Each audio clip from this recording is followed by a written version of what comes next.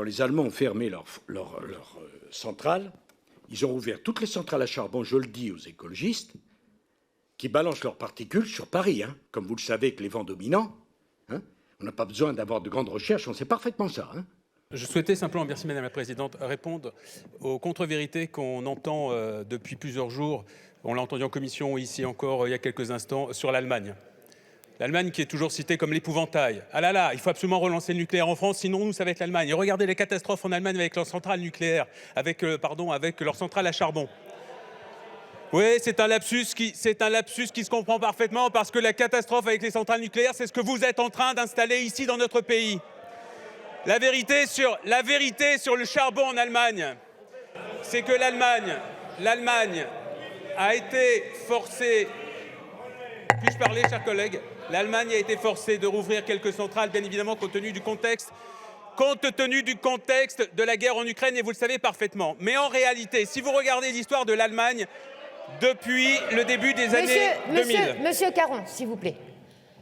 Est-ce qu'on peut s'écouter dans cet hémicycle?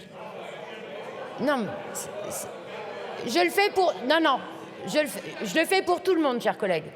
Alors, désormais, vous écoutez calmement les orateurs, s'il vous plaît. Monsieur Caron, et seul Monsieur Caron a la parole. Je vous remercie, Madame la Présidente. La réalité que vous ne voulez pas entendre, que vous ne voulez pas reconnaître parce que ça ne vous arrange pas, c'est que l'Allemagne a fait deux choix. L'Allemagne a fait le choix de sortir du nucléaire, oui. Elle a également fait le choix de sortir du charbon, dont elle était bien plus dépendante que notre pays. Et que disent les chiffres? Les chiffres disent que de 2005 à 2020, la part des énergies renouvelables dans la production d'électricité est passée de 11% à 44%. C'est même 50% aujourd'hui, parce que ça, ce sont des chiffres qui s'arrêtent en 2022. La part du charbon est passée de 44% à 24%, donc en 2020, et du nucléaire de 27% à 11%. L'Allemagne est en train, contrairement à ce que vous affirmez, de réussir son pari. Les émissions de gaz à effet de serre chez nous, en France, elles ont stagné en 2022, alors qu'elles ont baissé en Allemagne. Mais oui, c'est ça que vous refusez de reconnaître. Alors cessez de mentir constamment sur l'Allemagne, parce que ça ne vous arrange pas de voir qu'il y a des voisins qui réussissent à faire ce que vous refusez ici à réaliser.